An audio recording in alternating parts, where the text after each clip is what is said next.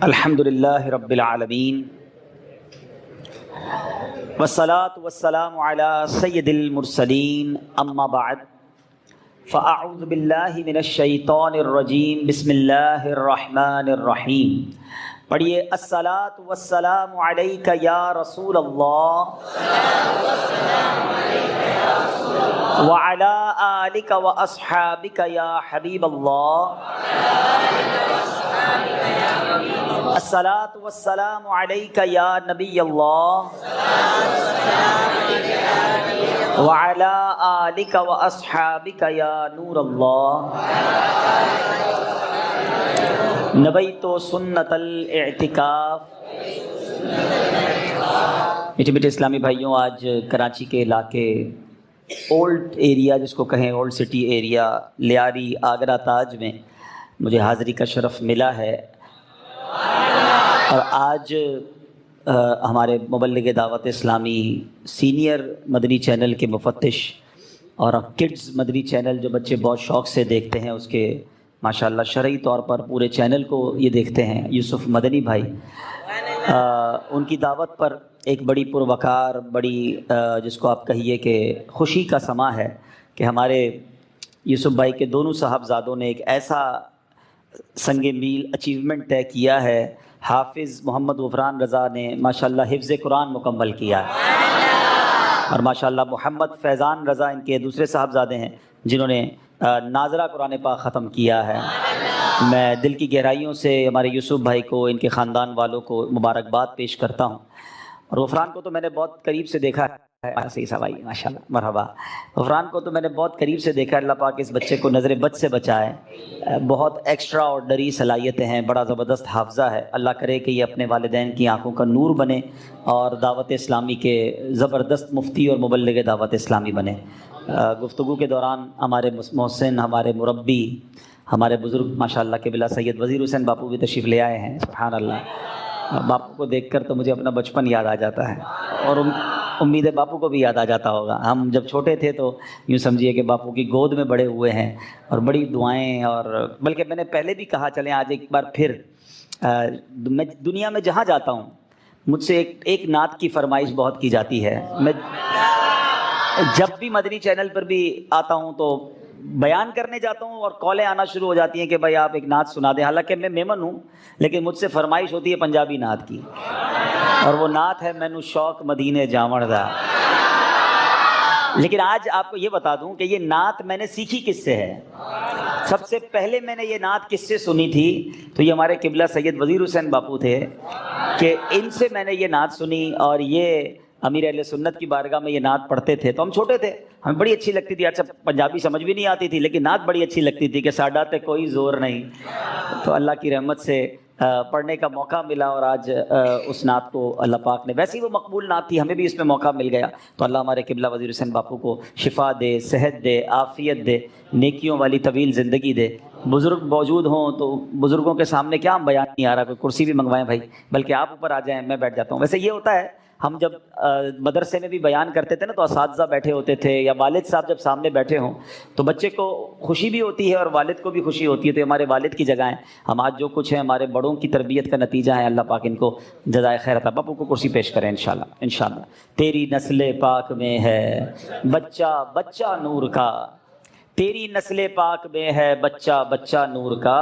غفران سے بھی، یوسف بھائی سے، اور آپ سب سے، قبلہ باپو شریف سے بھی میں گزارش کروں گا کہ اتفاق دیکھیں کہ آج 8 ربیع الاخر میری والدہ کی برسی تھی، اور 8 ربیع الاخر ہی میرے ماموں کا انتقال ہوا. جس تاریخ کو بہن کا انتقال ہوا اسی تاریخ کو بھائی کا بھی انتقال ہو گیا.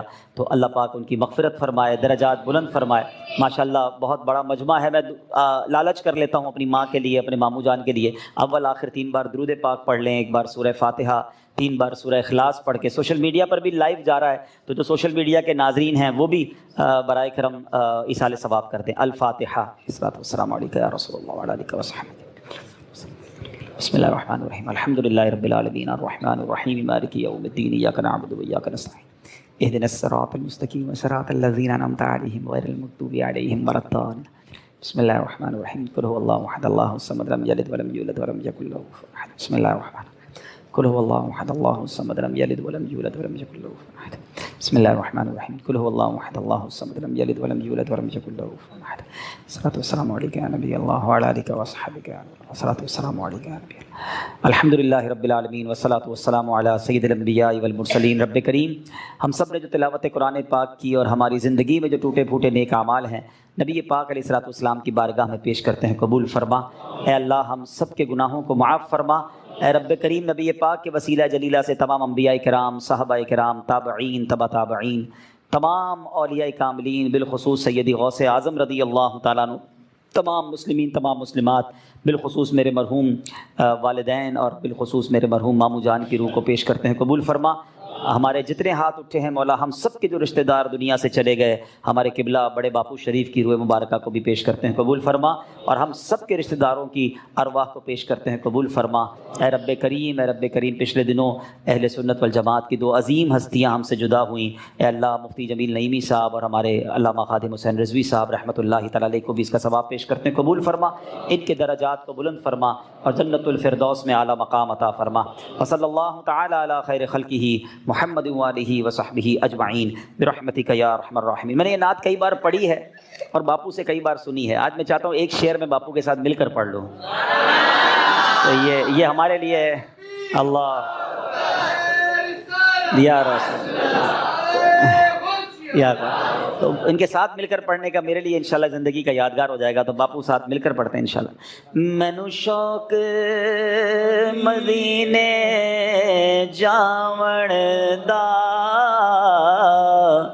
میرے دل وچ حسرت ہور نہیں.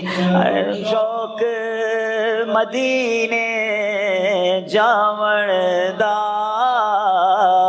میرے دل وچ حسرت ہور نہیں. آقا تیری مرضی ہے ساڑا تو زور. میری عقل بھی نہیں میری شکل بھی نہیں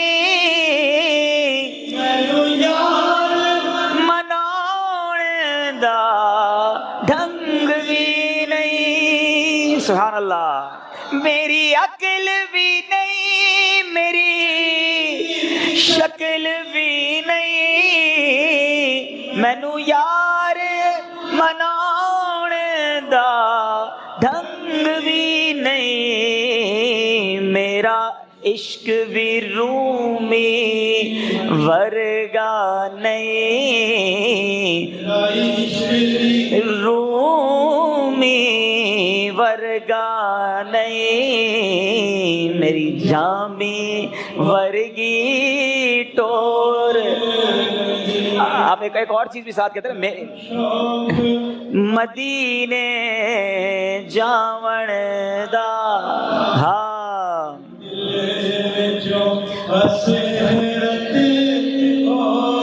سبحان اللہ سبحان اللہ سبحان اللہ سبحان اللہ. ماشاء اللہ. اللہ پاک ہمارے باپو کو درازی عمر بالخیر عطا فرما.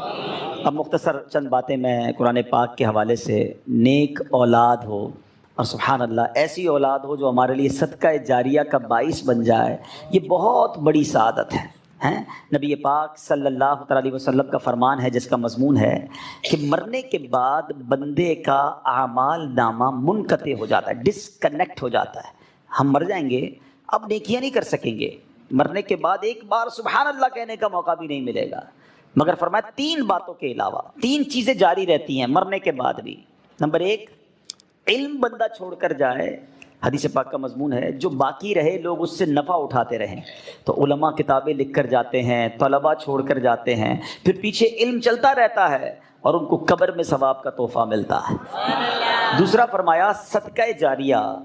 بندہ زندگی میں کوئی ایسا کام کر جائے، صدقہ جاریہ والے، مسجد بنا دی، مدرسہ بنا دیا، کنواں کھدوا دیا، درخت لگا دیا، بہت سارے ایسے کام ہیں جو جاری رہتے ہیں.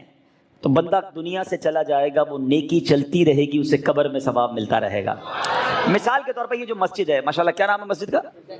گلزار انبیاء مسجد، گلزار حبیب. ارے واہ ماشاءاللہ، ہمارا ہفتہ رشتہ بھی گلزار حبیب میں ہوتا تھا نا. اب گلزار حبیب مسجد بنانے والے، اس پلاٹ کو خریدنے والے، ہو سکتا ہے ان میں سے کئی لوگ دنیا سے چلے گئے ہوں. لیکن انشاءاللہ صبح قیامت تک اذانیں ہوں گی، سجدے ہوں گے، نمازیں ہوں گی، ان سب کو اس کا ثواب ملتا رہے گا۔ اور تیسری بات نبی پاک علیہ الصلوۃ والسلام نے فرمائی وہ یہ ہے کہ جب نیک اولاد ہو اور وہ مرنے کے بعد والدین کے لیے دعائے مغفرت کرے، ایصال ثواب کرے، تو مرنے کے بعد والد کو یا اس کی والدہ کو قبر میں اس کا ثواب ملتا ہے۔ اب پہلی بات جو ہے علم، سبحان اللہ، ہمیں بننا چاہیے عالم دین، اللہ پاک بنا دے اور عالم بن کر ایسی دین کی خدمت کر لیں کہ پیچھے علم چھوڑ جائیں، لیکن ایسا کرنا آسان نہیں ہے، ہر بندہ نہیں کر سکتا، اور کئیوں میں ہم میں سے تو کئی بوڑھے بھی ہو گئے، ٹھیک ہے نا، مگر باقی دو کام کیے جا سکتے ہیں زندگی میں۔ اپنے مال سے ایسا بندہ خرچ کر دے کہ ہم رہیں نہ رہیں، وہ خرچ باقی رہے، وہ نیکی باقی رہے ہیں۔ لوگ دنیا میں گھر بنانے کی فکر کرتے ہیں، یہ جو مسجد بنانا ہے نا، یا مسجد میں حصہ ملانا ہے، یہ جنت میں گھر بنانا ہے، تو دنیا میں گھر کے ساتھ ساتھ جنت میں گھر کا سامان بھی کرنا چاہیے۔ اور ماشاءاللہ دعوت اسلامی ساری دنیا میں مساجد بناتی ہے، مدارس بناتی ہے، تو اس کا ساتھ دیں۔ اور ماشاءاللہ تیسری بات، نیک اولاد، سبحان اللہ، اور پھر اولاد حافظ قرآن ہو، اللہ اکبر۔ حفظ قرآن کے فضائل اس قدر بیان ہوئے، احادیث کا مضمون ہے کہ جو حافظ قرآن ہوتا ہے نا، وہ حافظ قرآن جس نے قرآن کو یاد کیا، اس کے حلال کو حلال جانا، اس کے حرام کو حرام جانا، بروز قیامت وہ اپنے گھر والوں میں سے ایسے 10 لوگوں کی شفاعت کرے گا جن پر گناہوں کی وجہ سے جہنم واجب ہو چکا تھا، اتنے گناہ ہو گئے تھے کہ جہنمی بن گئے تھے، مگر حافظ قرآن ایسے 10 لوگوں کو گویا جہنم سے نکال کر جنت میں لے جائے گا۔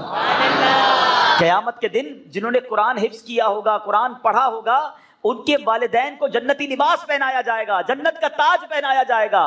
وہ پوچھیں گے یا اللہ یہ عزت، یہ اکرام کس وجہ سے؟ فرمایا جائے گا تمہاری اولاد کے قرآن کو تھامنے کی وجہ سے۔ تو اپنے بچوں کو عالم بنائیں، اپنے بچوں کو حافظ قرآن بنائیں۔ اچھا، حافظ قرآن کے حوالے سے ایک مدنی پھول اور دوں، یہ غفران بیٹا کے لیے بھی ہے، یوسف بھائی کے لیے بھی، اور باقی لوگوں کے لیے بھی، کہ جب آپ کے بچے یا بچی حافظ قرآن بن جائے نا، ہمارا بہت بڑا ٹارگٹ ہوتا ہے یہ حافظ بن جائے۔ میرے حساب سے حافظ بنانا آسان ہے، حافظ برقرار رکھنا مشکل ہے۔ جیسے جیسے عمر بڑی ہوگی نا، اس کی زندگی میں اور مصروفیات بھی آئیں گی، تو اب حفظ بھلا دیتے ہیں لوگ۔ تو اس کا شاندار طریقہ یہ ہے کہ اب حافظ بن گئے، اب مرتے دم تک قرآن یاد رہے، اس کا انتظام کرنا ہوگا، روزانہ دہرائی بھی ہوگی، جب کاروبار نوکری پہ لگ جائیں تب بھی روز کا 1 گھنٹہ مخصوص کرنا پڑے گا جو قرآن کو دہراتا رہے، ہر رمضان میں مصلی سنائیں تاکہ یہ حفظ باقی رہے، ورنہ چلا جاتا ہے۔ تو اگر آپ کو بچوں کو حافظ بنانا ہے، بنانا چاہیے، لیکن اس کے بعد کا بھی نظام بنانا چاہیے۔ پہلے مدرسے میں پڑھاتے ہیں، حافظ بناتے ہیں، پھر اسکول میں ڈالتے ہیں، وہ جو مدری منا ہوتا ہے بابو بن جاتا ہے، اور اس کے بعد اس کو پتہ نہیں ایسی لائن میں ڈال دیتے ہیں کہ وہ سارا قرآن بھول جاتا ہے۔ تو اگر آپ نے حافظ بنایا تو بہترین طریقہ یہ کہ اس کو اب عالم بنائیں، کیونکہ جب بندہ حافظ بن جاتا ہے نا، اللہ پاک اس کے دماغ کو بہت کھول دیتا ہے، اس کے سینے کو کشادہ کر دیتا ہے، علم کا نور اب اس کے اندر آنا شروع ہو جاتا ہے۔ تو جب وہ عالم بنتا ہے تو کہتے ہیں نا سونے پہ سہاگا، نور علی نور ہو جاتا ہے۔ تو اپنے بچوں کو حافظ بنائیں اور پھر عالم بنائیں۔ لوگ بڑے فخر سے کہتے ہیں میرا بیٹا P H D, doctor, engineer, ایک حدیث نہیں سنا سکتے کسی انجینئر کی فضیلت کی، کسی ڈاکٹر کی فضیلت کی۔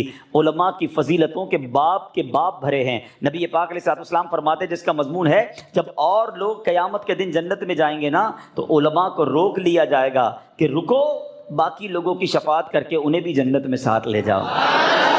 علماء کہتے ہیں جو عابد ہوتا ہے نا، عبادت کرنے والا، نماز پڑھنے والا، نیکی کرنے والا، وہ تیراک کی طرح ہوتا ہے جو تیرتے تیرتے دریا پار کرتا ہے، تھک بھی جاتا ہے، مگر جو عالم ہوتا ہے نا وہ کشتی کی مانند ہوتا ہے، لوگ اس میں سوار ہوتے ہیں، وہ سبھی کو پار لگا دیتا ہے۔ تو اب لوگ آپس میں باتیں کرتے ہیں کہ یار خاندان میں ایک ڈاکٹر ہونا چاہیے، خاندان میں ایک وکیل ہونا چاہیے، جناب خاندان میں ایک عالم ہونا چاہیے، اللہ وہ دن دکھائے کہ خاندان میں ایک مفتی ہونا چاہیے، ایک حافظ قرآن ہونا چاہیے۔ ایسے بچے بناؤ تو انشاءاللہ یہ مرنے کے بعد آپ کے لیے صدقہ جاریہ کا باعث بنیں گے۔ آج بچوں پہ توجہ نہیں دیتے ماں باپ، بعد میں سر پکڑ کے روتے بھی ہیں، بچہ نشے میں چلا گیا، غلط صحبت میں چلا گیا۔ آپ کو چاہیے تھا کہ آپ اس کی ایسی تربیت کرتے۔ اچھا مدنی ماحول آپ کے سامنے دعوت اسلامی کا ہے، جہاں بچوں کی تربیت کا انتظام بھی موجود ہے، بچیوں کی تربیت کا انتظام بھی ہے، والد کی تربیت کا انتظام بھی ہے، والدہ کی تربیت کا انتظام بھی ہے۔ ہر طرف دعوت اسلامی نے مدرسے، جامعات، پھر ماشاءاللہ گھر بیٹھ کر مدنی چینل دیکھیں تو سب کی تربیت ہونا شروع ہو جاتی ہے۔ تو یہ سوچ لینا آپ کہ ہمارے مرنے کے بعد ہماری اولاد اگر نیک ہوئی نا تو وہ کام آئے گی. وہ روایت سنی نا آپ نے کہ حضرت عیسیٰ علیہ السلام ایک بار ایک قبر کے پاس سے گزرے, اس قبر پر عذاب ہو رہا تھا. تھوڑے عرصے بعد واپس آئے, اسی قبر کے پاس سے گزرے تو اس میں انوار و تجلیات کی بارش. آپ نے کہا یا اللہ پہلے عذاب ہو رہا تھا, اب رحمتیں برس رہی ہیں, یہ سب کیسے ہوا؟ ارشاد باری ہوا, عیسیٰ جب یہ بندہ دنیا سے گیا تھا گناہگار تھا, بڑے گناہ کیے تھے, قبر میں عذاب ہو رہا تھا, مگر اپنی بیوی کو پریگننٹ حاملہ چھوڑ کے مرا تھا. اس کے یہاں بیٹا پیدا ہوا, اور یہ بیٹا جب تھوڑا سا بڑا ہوا تو مدرسے گیا, اور جب مدرسے گیا تو قاری صاحب نے کہا بیٹا پڑھو بسم اللہ الرحمن الرحیم. جب اس کے بیٹے نے زمین کے اوپر مجھے رحمان اور رحیم کے نام سے پکارا, اے عیسیٰ مجھے حیا آئی کہ اس کے باپ کو زمین کے اندر عذاب دوں, میں نے اس کے عذاب کو دور کر دیا. بیٹا اللہ کو پکارے مغفرت باپ کی ہو جاتی ہے, لیکن اگر باپ بیٹے کی ایسی تربیت کرے کہ وہ نشہ کرے, وہ بے حیائی کے کام کرے, وہ غلط کام کرے, حرام روزی اس کے لیے چھوڑ کر جائیں گے, تو یہ ہماری پنشمنٹ اور پٹائی کا باعث ہوگا.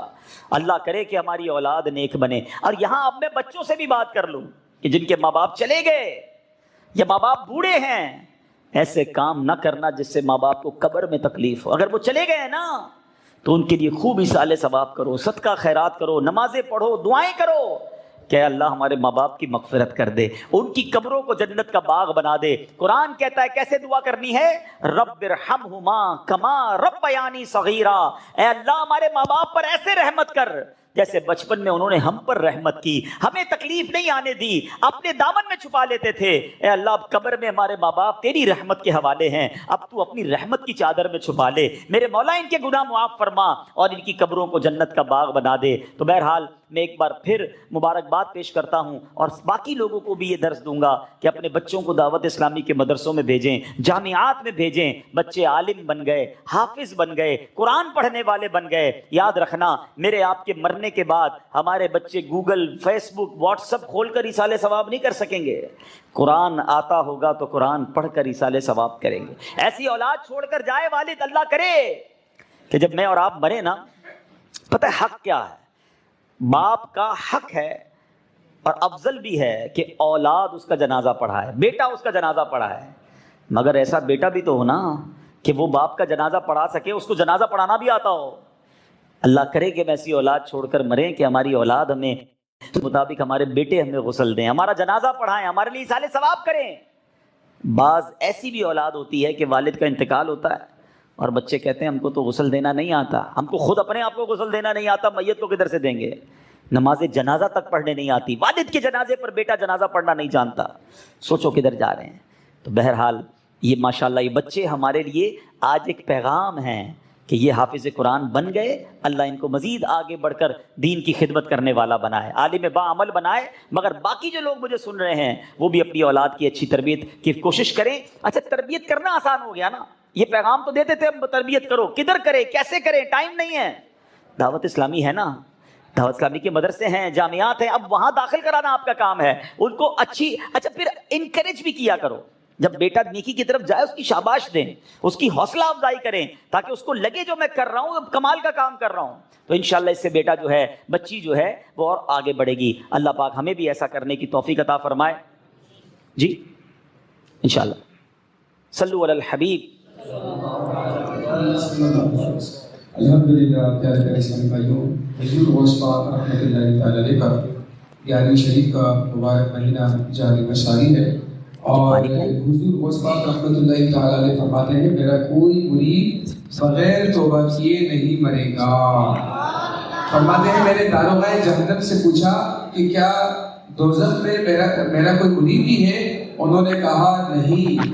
حضور غوث پاک رحمۃ اللہ تعالی علیہ فرماتے ہیں کہ میں اس وقت تک جنت کی طرف قدم نہیں بڑھاؤں گا جب تک اپنے ایک ایک مرید کو اپنے ساتھ داخل جنت نہ کروا لوں. الحمدللہ 15ویں صدی کی علمی و روحانی شخصیت شیخ طریقت امیر اہل سنت حضرت علامہ مولانا ابو بلال محمد الیاس عطار قادری رضوی دعوت برکاتہ العالیہ ہمیں حضور غوث پاک رحمۃ اللہ تعالی علیہ کے غلاموں میں شامل فرماتے ہیں. الحمدللہ امیر اہل سنت کے جو وکیل ہیں, رکن شورا ہے, الحمدللہ وکیل عطار ہمارے درمیان موجود ہیں. میں حضور کی بارگاہ میں عرض کرتا ہوں کہ ہم سب کو شیخ طریقت امیر اہل سنت کے مریدوں میں شامل فرما دیجیے۔ جو مرید ہونا چاہیں جس طرح میں کہتا جاؤں دہراتے جائیں۔ بسم اللہ الرحمن الرحیم، الصلاۃ والسلام علیک یا رسول اللہ وعلی آلک واصحابک یا حبیب اللہ، لا الہ الا اللہ محمد الرسول اللہ صلی اللہ تعالی علیہ وسلم۔ توبہ کرتا ہوں میں اپنے تمام پچھلے گناہوں سے، اور وعدہ کرتا ہوں میں کہ آئندہ شریعت پر چلوں گا، بد مذہبوں اور برے لوگوں کی صحبت سے بچتا رہوں گا، نماز روزے کی پابندی کرتا رہوں گا، والدین کی نافرمانی، جھوٹ، غیبت، چغلی، وعدہ خلافی، گالی گلوچ، فلمیں، ڈرامے، گانے باجے، بے پردگی وغیرہ وغیرہ گناہوں سے بچتا رہوں گا۔ اے اللہ میری اس توبہ کو قبول فرما اور مجھے میرے وعدے پر ثابت قدم رکھ۔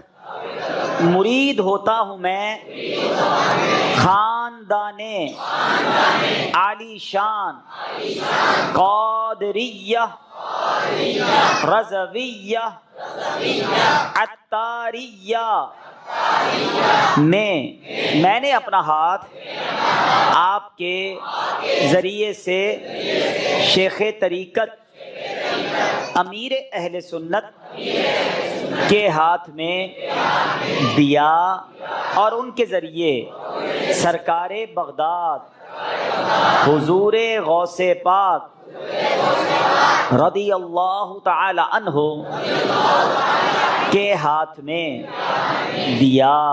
اے اللہ مجھے جناب غوث اعظم کے مریدوں میں قبول فرما، اور کل قیامت میں غوث پاک کے غلاموں میں اٹھا۔ الصلاۃ والسلام علیک یا نبی اللہ وعلی آلک واصحابک یا نور اللہ۔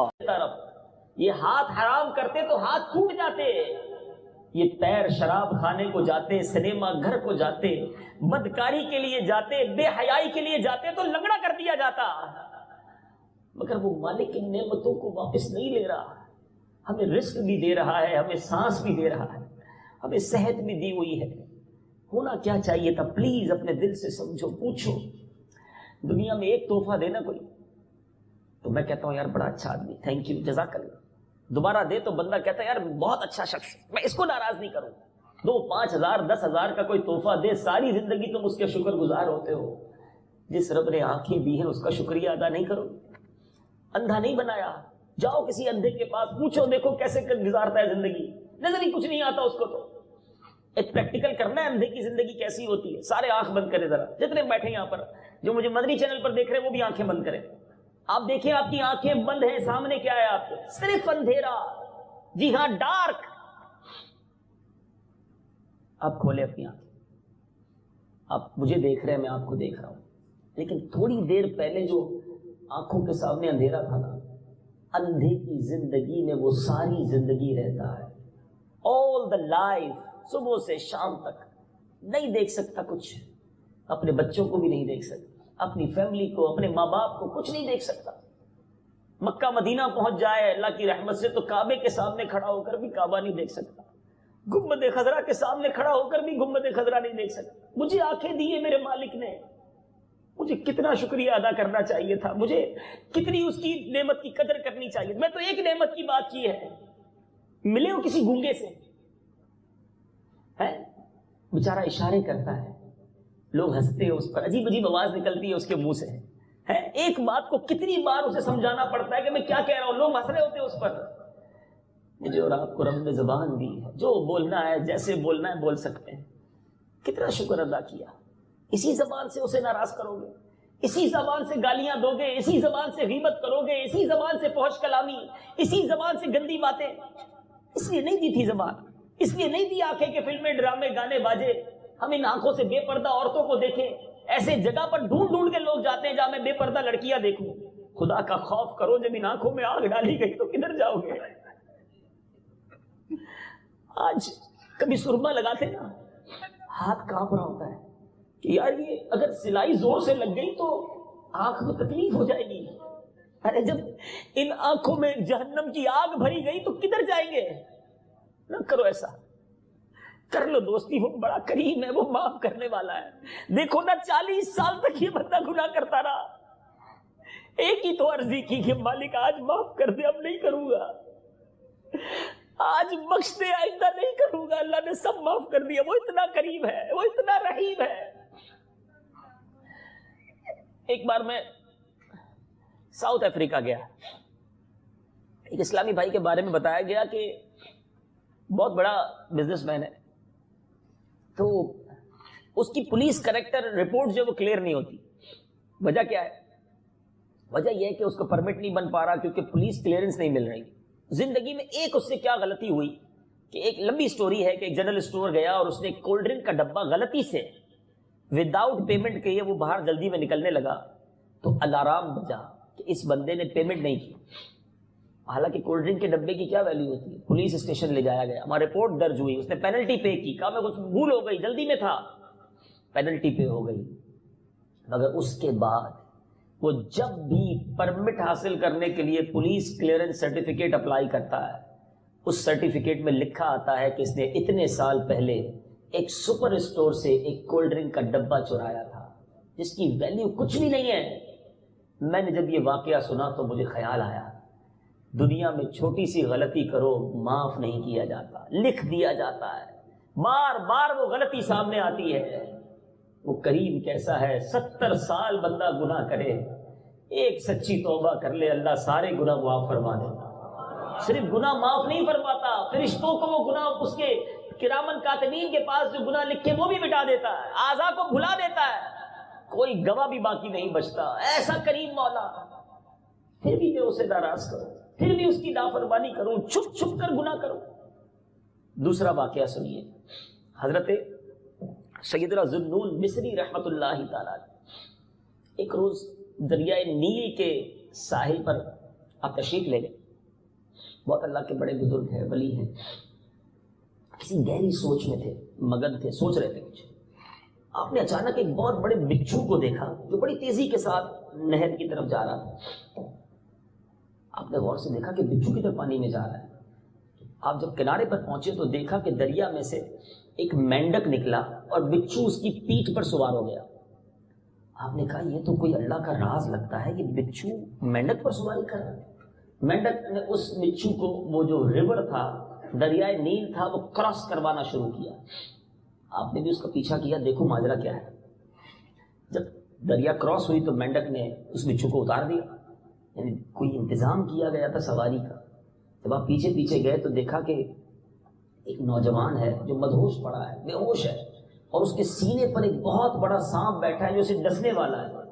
اس کے ڈسنے سے پہلے اس بچو نے چھلانگ لگائی اور اس سانپ کو اس نے کاٹا اور سانپ کو مار دیا اور اس بندے کو گویا بچا لیا. حضرت ذوالنون مصری حیران ہو گئے کہ یار یہ کیسا بندہ ہے کہ جس کو بچانے کے لیے, جس کی حفاظت کے لیے اللہ نے ایسا انتظام کیا کہ بچو بھیجا, بچو نے مینڈک پر سواری کی, جا کر اس کو بچا لیا. یہ بندہ کتنا کیسا نیک اور اللہ کا کیسا ولی ہوگا. اب حضرت ذوالنون مصری رحمۃ اللہ تعالی نے اس بندے کو سوچا کہ میں اس کے پیر چوم لوں, یہ اللہ کا کوئی بہت بڑا ولی لگتا ہے. جب پیر چومنے کے لیے آگے بڑھے تو حضرت ذوالنون مصری کو اس بندے کے منہ سے شراب کی بدبو آئی.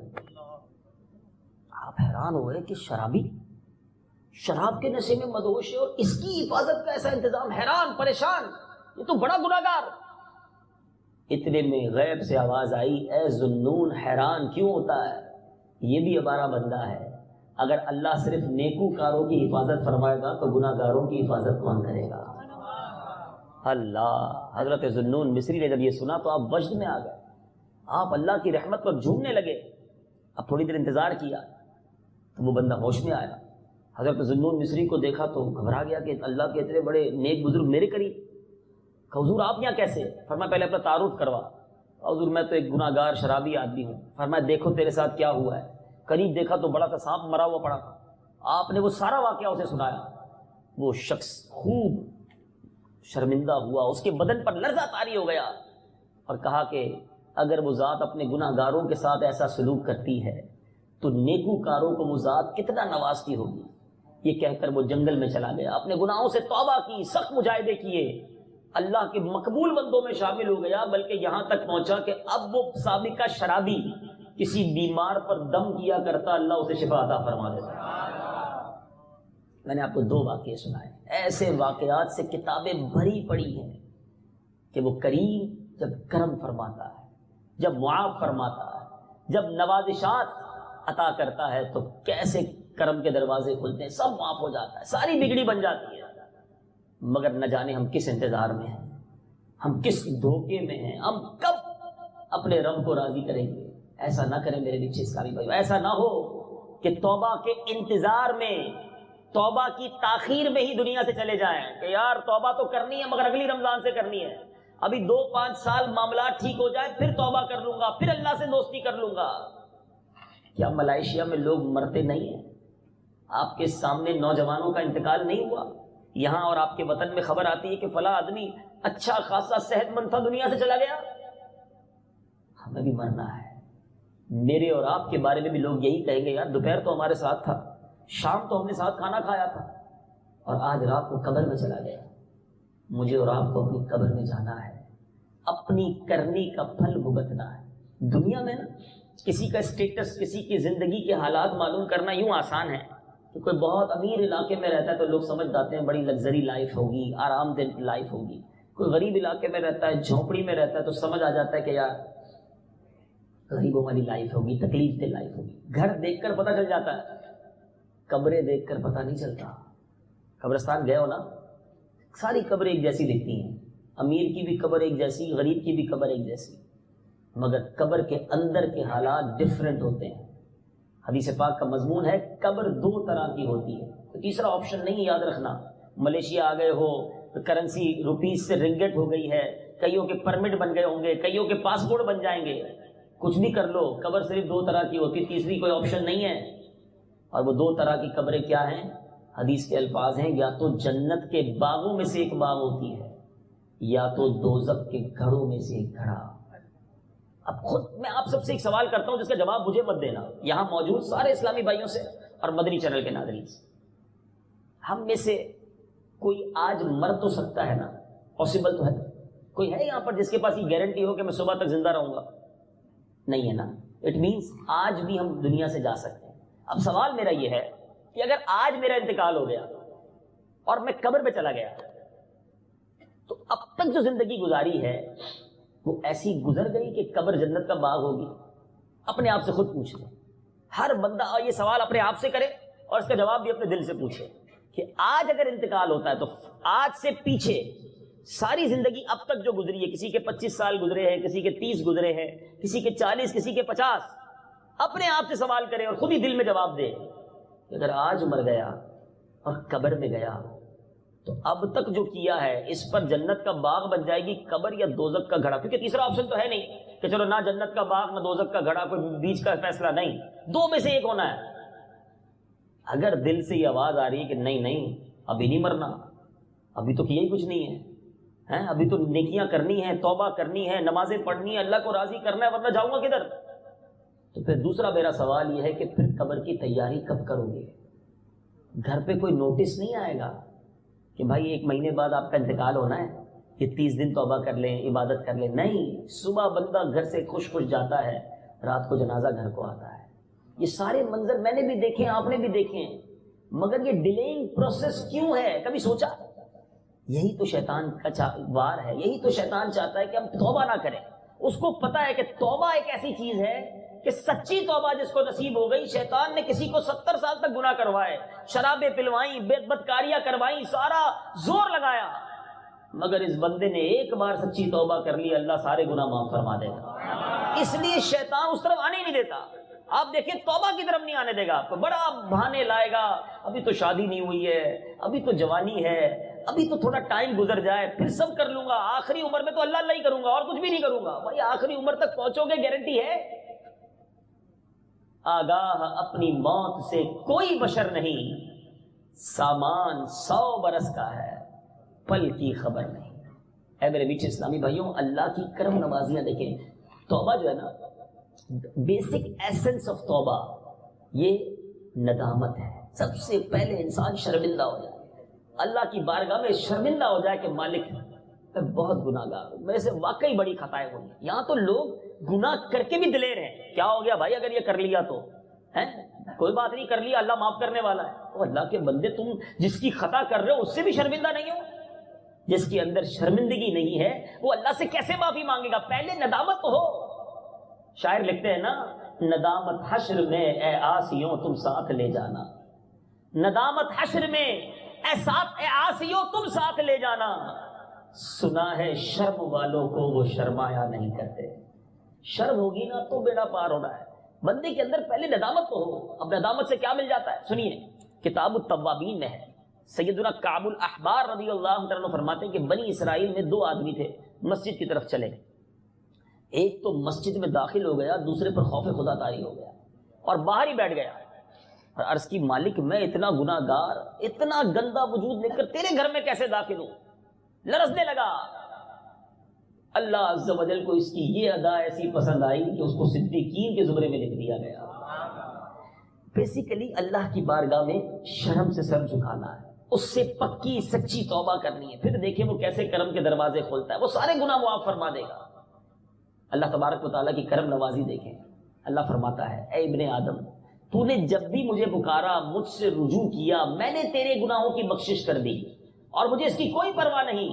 اور اے ابن آدم، اگر تیرے گناہ آسمان تک پہنچ جائیں پھر تو مجھ سے مغفرت طلب کرے تو میں تیری بخشش کر دوں گا، میری ذات بے نیاز ہے۔ اے ابن آدم، اگر تیری مجھ سے ملاقات اس حالت میں ہو کہ تیرے گناہ نے پوری زمین کو گھیر لیا ہو لیکن تو نے شرک کا ارتکاب نہ کیا ہو تو میں تیرے گناہوں کو بخش دوں گا۔ کرتا کیا ہے شیطان؟ بہت سارے وسوسے دلاتا ہے۔ کسی کو تو یہ کہتا ہے بھائی اتنے گناہ کر لیے اب کیسے توبہ قبول ہو، اب تو میری چانس ہی نہیں بخشش کا۔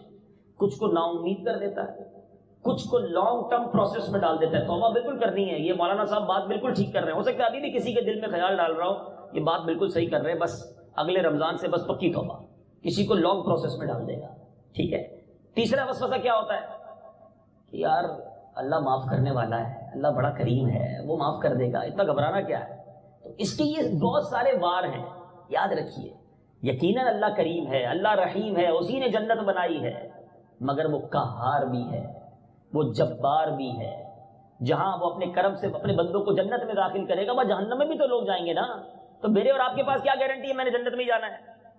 حضرت عمر رضی اللہ تعالیٰ عنہ، اب سوچیے حضرت عمر رضی اللہ تعالیٰ کا مقام کیا ہے۔